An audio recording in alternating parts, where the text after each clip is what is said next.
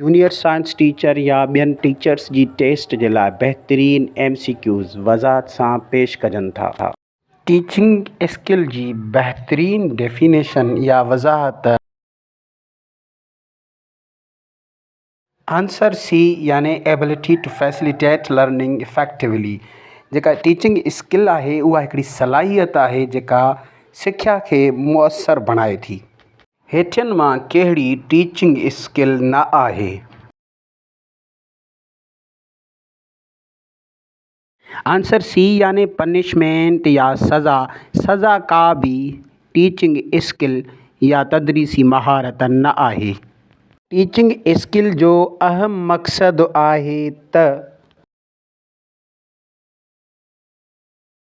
Teaching skill जो अहम मक़सदु आहे शागिर्दनि जी सिख्या खे या लर्निंग खे इम्प्रूव करणु या सुधारणु।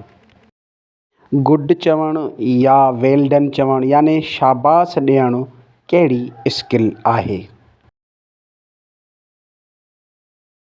जवाब बी यानी इहा रीइंफोर्समेंट स्किल आहे, छाकाणि त गुड चवणु शाबाश ॾियणु शागिर्दनि खे हिमथाए थो यानी इनकरेज करे थो। हिमथाइण या इनकरेज करण वारी खे रीइंफोर्समेंट स्किल चऊं था।